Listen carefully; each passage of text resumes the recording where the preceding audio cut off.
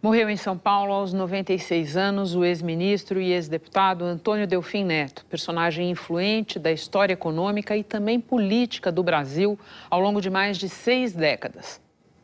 Economista, professor universitário e o ministro da Fazenda mais poderoso do país. Pode-se dizer que parte da história econômica brasileira foi escrita por Antônio Delfim Neto.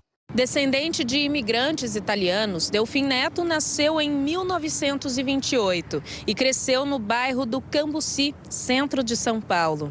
Se formou em Ciências Econômicas pela Universidade de São Paulo e, anos depois, virou professor na mesma USP, de onde também recebeu honra emérita por ajudar a forjar o pensamento econômico brasileiro. A trajetória pública começou no governo paulista. Foi membro da equipe de planejamento de Carlos Alberto de Carvalho Pinto, em 1959, e secretário da Fazenda do governo Laudo Natel, nos anos de 1966 e 1967. A experiência alçou Delfim ao posto de ministro da Fazenda aos 37 anos, o mais jovem na história do país. Comandou a economia nos governos militares de Costa e Silva e Médici. Durante os 6 anos à frente do ministério, a economia cresceu em média 11% e ficou conhecido como o pai do milagre econômico, uma definição que não o agradava muito. Não teve milagre nenhum. O milagre é feito sem causa. Lá os brasileiros trabalharam, cresceram, todo mundo melhorou, uns melhoraram mais que outros. Delfim Neto teve participação na assinatura do Ato Institucional número 5, um dos mais repressivos da ditadura militar. Em 2013, na Comissão da Verdade da Câmara dos Vereadores de São Paulo, afirmou que não sabia da existência de ditadura no país e nem que pessoas tinham sido presas e torturadas naquele período. O senhor já teve informações de que se torturava? Deixa eu lhe dizer, os governos eram totalmente independentes. A área econômica nunca teve nenhuma vinculação com a área militar. É claro que você sabia o que estava na imprensa, o que se dizia. Dentro do governo, nunca se discutiu isso. Ainda na política, atuou como embaixador na França e voltou ao governo de outro general, Figueiredo. Ficou 5 meses à frente do Ministério da Agricultura e outros 6 anos chefiando o Ministério do Planejamento. Com o fim da ditadura, Delfim elegeu-se deputado federal por 5 mandatos seguidos e ajudou a redigir a Constituição de 1988. Parlamentar atuante e influente, foi também um dos principais conselheiros econômicos do presidente Lula e de Dilma Rousseff e ajudou Michel Temer na formação de uma nova equipe. Escreveu mais de 10 livros de economia, além de artigos para jornais e revistas.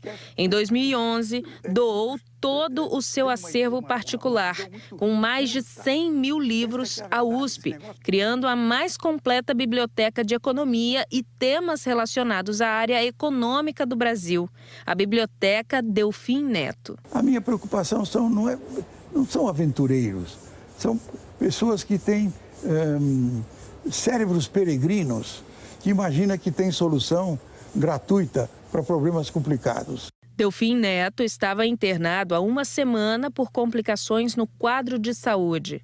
Ele deixa uma filha e um neto.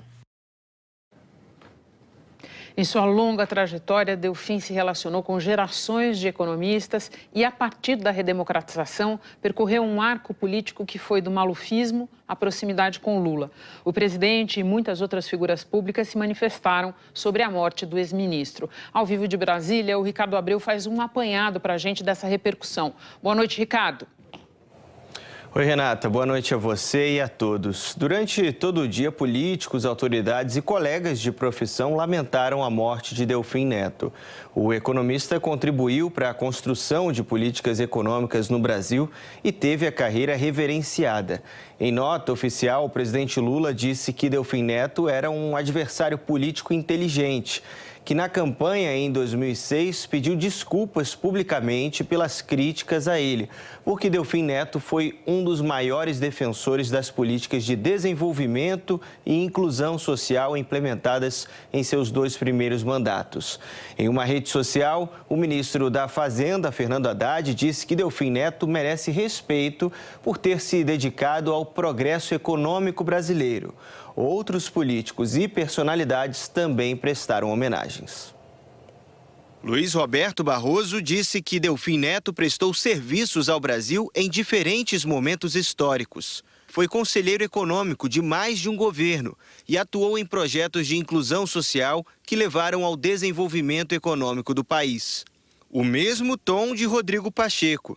Profundo conhecedor das ciências econômicas, ocupou papel altivo na história do Brasil desde 1967, quando se tornou, aos 38 anos, o mais jovem ministro do país. Arthur Lira recordou a passagem de Delfim Neto pela Câmara dos Deputados.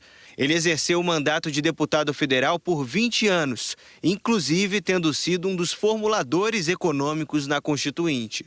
Mailson da Nóbrega, ex-ministro da Fazenda no governo José Sarney, fez parte da equipe econômica do então presidente João Figueiredo, quando Delfim Neto era ministro do Planejamento. O Delfim Neto deixa um grande legado, um grande legado para o Brasil. O seu conhecimento da agricultura, do café, da economia brasileira, dos desafios do país, enfim, foi um legado de enorme importância para o país. O ex-presidente do Banco Central, Armínio Fraga, destacou a inteligência e o lado controverso de Delfim Neto. O Delfim Neto é uma figura muito polêmica. Ele reconhecidamente era dotado de uma inteligência sagaz, muito irônico, e isso compunha um perfil muito dele, e até o fim foi assim essa mistura de uma pessoa, de um estudioso, sem dúvida alguma, um intelecto poderoso, mas também uma pessoa muito controversa. Mas como economista, eu tive a chance de conversar com ele algumas poucas vezes, era sempre muito interessante. Ele tinha assim um conhecimento extenso, profundo. O Banco Central, a Federação Brasileira de Bancos, Ministérios da Fazenda, do Planejamento, governadores, parlamentares e economistas também fizeram homenagens a Delfim Neto. Renata. Ricardo, muito obrigada. Bom descanso para você.